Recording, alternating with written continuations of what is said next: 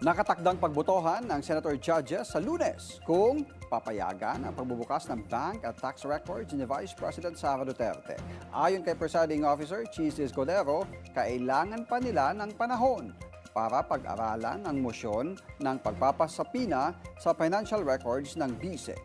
Para sa iba pang detalye, may political update si Hannah T.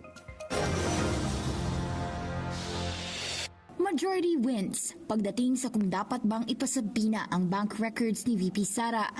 Halimbawa, kung 21 ang mga senator judge na sisipot sa trial sa Lunes, 11 votes ang kailangan para makumpel ang pagpapadala ng mga dokumento sa impeachment court. Hindi kasi nila inaksyonan sa day 6 ng trial ang hiling ng prosekusyon na mabuksan ang tax records ng BICE, bagay na tinututulan ng kampo niya. Kailangan pa raw pag-aralan ito ng mga senator judge, ayon kay Presiding Officer Cheese Escudero. Sabi ni Jokno, malinaw daw sa bank secrecy law na may exemption ang mga kaso ng impeachment, habang pinapayagan din ng Data Privacy Act ang paglabas ng impormasyon kung ito ay hinihingi sa pamamagitan ng isang maayos na sabina. The Constitution, Your Honors, please, vests this impeachment court with extraordinary powers. Tanging ang hukumang ito lamang ang may kapangyarihang magpasya kung ang mga pinakamataas na pinuno ng ating bansa ay karapat-dapat pa rin manungkulan. Una na ring tumutol ang kampo ni VP Sara sa paghingi ng financial records niya na umaabot pa sa 2007 nung hindi pa bise si Duterte. Pero sagot ng prosekusyon, hindi lang ang mga ginawa niya bilang bise ang mahalaga. Sa isang AMLAC report, nakasaad na lumampas sa 3 bilyong piso ang financial activity ni Duterte mula 2007 hanggang 2013. Panahon nagsilbi siya bilang Vice Mayor at Mayor ng Davao City. Lumakas o nag-intensify pa raw ang financial movements sa pagitan ng 2009 to 2013 na may consistent na high totals na higit 400 million pesos. Para sa kanila, mahalaga itong masuri dahil direkta itong may kaugnayan sa paratang na nagkaroon siya ng unexplained wealth at kung pasok ba ito sa betrayal of public trust.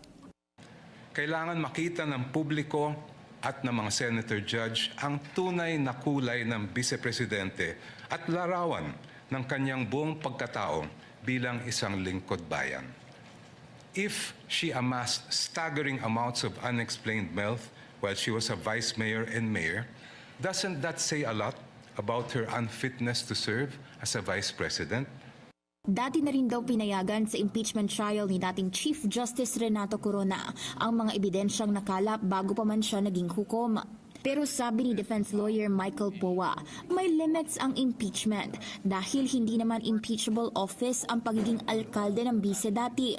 Kung gusto raw nilang imbestigahan ito, kailangan i-pursue ito mismo sa mga regular na korte.